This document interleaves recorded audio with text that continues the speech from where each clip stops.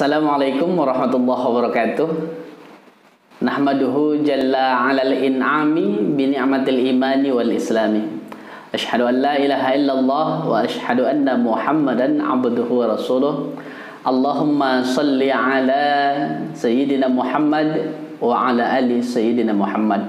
Amma ba'd.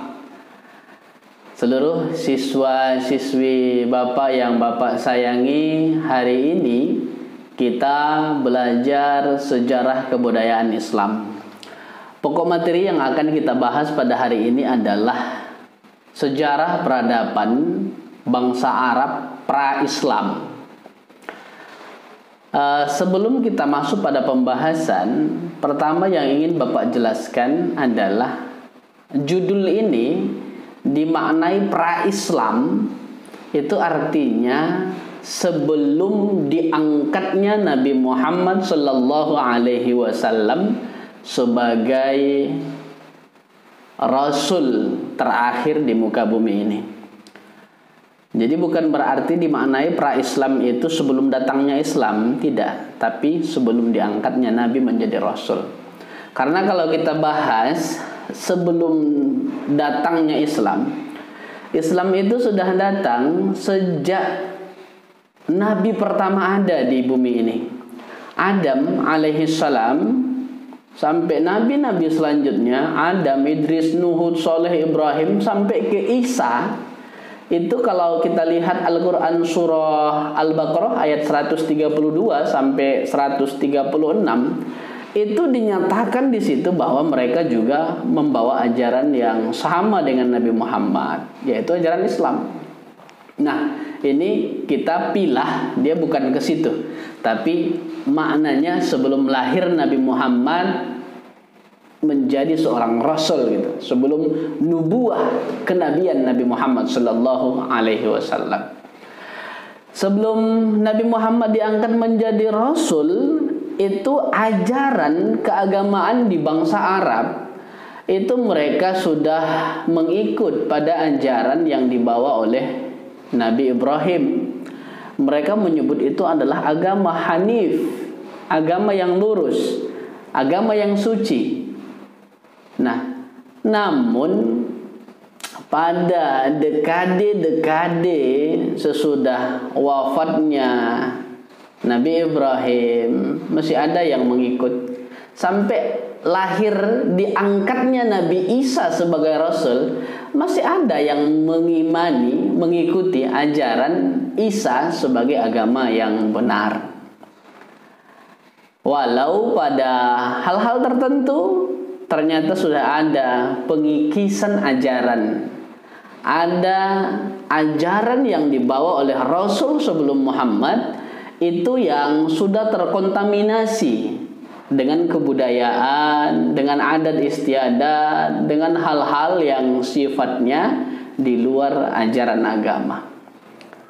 Nah, kalau kita perhatikan, termasuk itu agama yang ajaran agama yang masih dipegang teguh oleh masyarakat Arab sebelum Nabi Muhammad diangkat menjadi rasul. Itu pertama, mereka masih mengagungkan Ka'bah. Jadi kalau kita Islam, itu salah satu tempat yang sakral dalam ibadah kita, dalam agama kita, itu Ka'bah. Ternyata sebelum Muhammad menjadi Rasulullah, bangsa Arab juga tetap mengagungkan Ka'bah sebagai tempat yang sakral yang harus dijaga dan dipelihara. Karena mereka meyakini bahwa itu adalah bukti sejarah dari agama Hanif yang dibawa oleh Nabi Ibrahim. Termasuk tradisi haji dan umroh.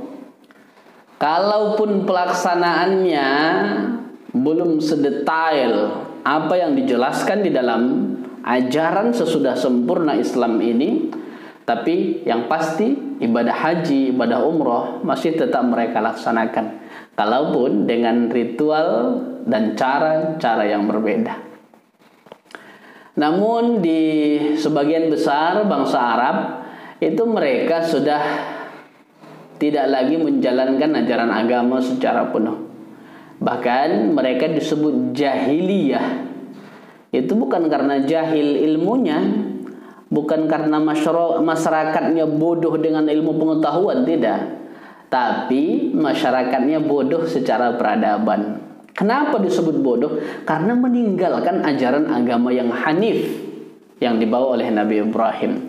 Mereka sudah akrab dengan minum-minuman keras, miras, menjadi budaya yang sangat akrab dalam kehidupan mereka. Kalau hari ini ada orang minum minuman keras, 1-2 botol, 1-2 kerat diminumnya, masih jauh lebih bejat dan lebih jahil bangsa jahiliyah waktu itu. Kenapa? Mereka bukan hanya minum, tapi bahkan banyak orang yang mandi dengan air kerasnya, dengan minum-minuman kerasnya. Ya, bukan air keras ya, dengan minum-minuman keras. Dia minum itu sambil ditumpahkan ke bajunya. Kenapa? Jadi satu kebanggaan sama mereka. Kalau mereka bisa minum dengan sebanyak-banyaknya sampai tumpah ke bajunya, mereka menganggap itu satu pertanda kehebatan. Maka disebut jahil. Ada juga tradisi mereka itu menyembah berhala. Agama yang tadinya hanif itu mereka anggap bisa menjadi perantara mereka kepada Tuhan itu dengan menyembah berhala. Ada di sekitaran Ka'bah itu berhala yang sengaja mereka pasang, sengaja mereka lestarikan, bahkan 360 berhala di sekeliling Ka'bah itu mereka jaga. Bahkan ada 4 yang terbesar di situ. Ada namanya berhala Lata, Uzza, Manat, dan Hubal. Keempat berhala ini berhala-berhala besar yang memang mereka jaga, lestarikan sebagai kebanggaan bagi mereka. Ada tradisi yang menganggap anak perempuan adalah satu aib. Kalau lahir anak perempuan, itu mereka anggap aib. Kenapa? Karena perempuan di bangsa itu mereka lihat hanyalah sebagai sosok yang buat malu. Kecilnya dia dirawat, nanti besarnya dia menjadi barang yang diperjualbelikan. Perempuan dijual hidup-hidup, bahkan menjadi objek pemuas nafsu. Maka mereka menganggap itu hal yang memalukan, sehingga ada sebahagian tradisi mereka itu mengubur anak perempuan hidup-hidup.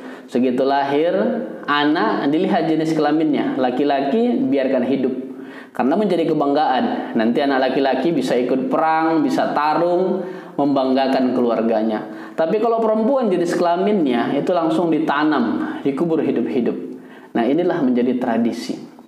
Bahkan perjudian di kala itu sangat marah luar biasa. Bahkan judinya orang di zaman modern ini masih dikalahkan oleh judi di zaman jahiliyah.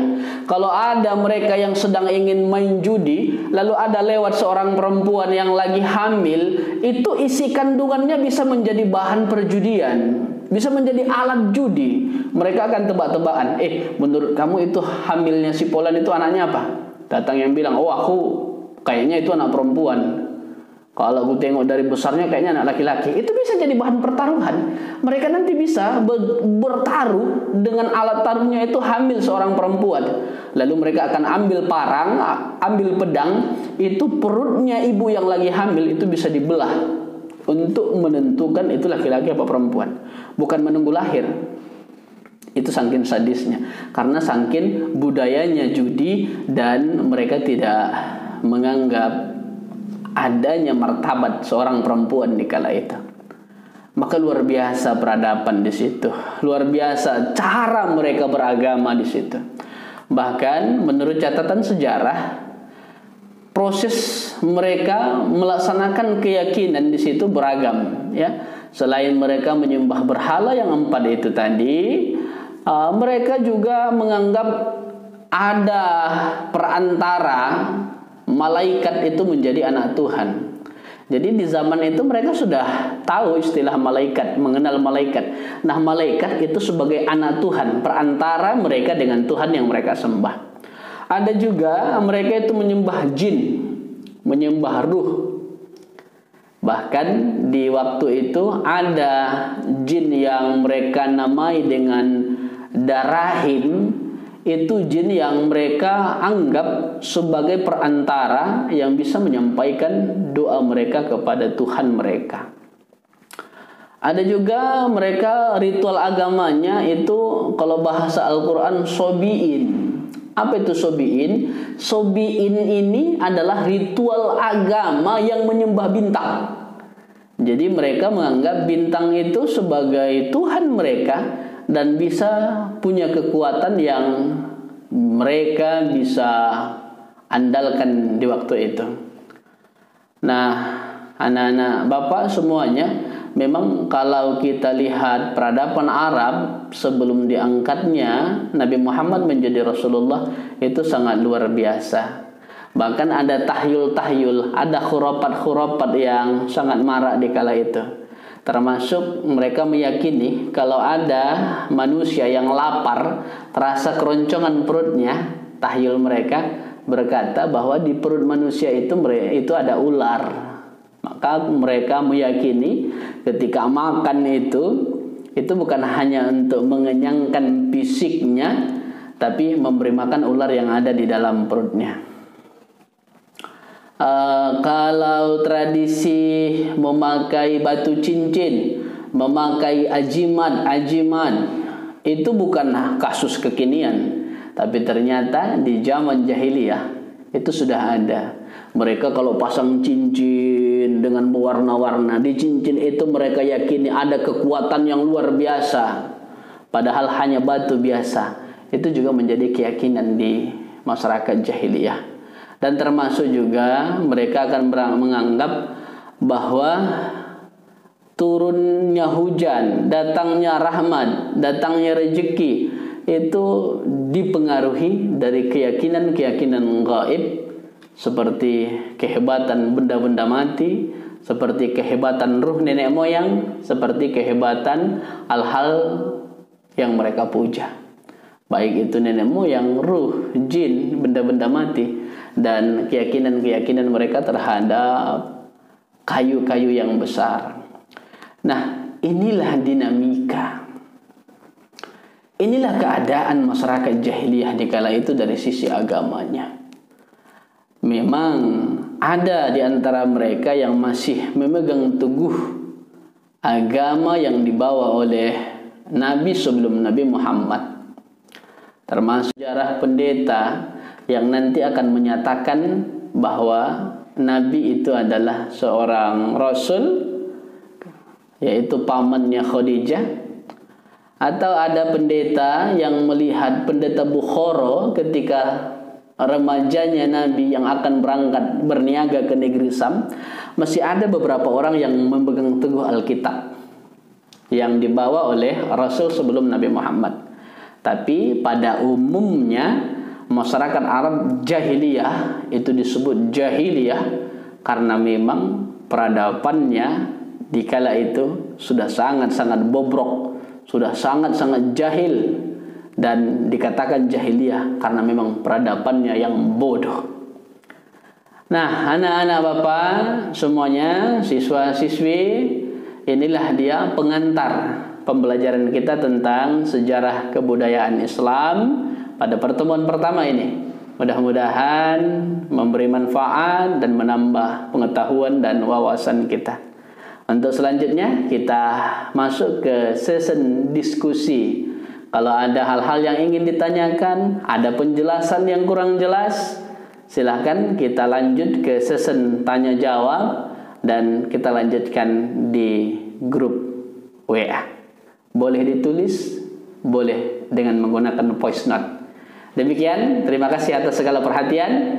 Mohon maaf bila Bapak penjelasannya terlalu singkat dan terlalu cepat. Bisa kita lanjutkan di sesi diskusi. Demikian, Assalamualaikum.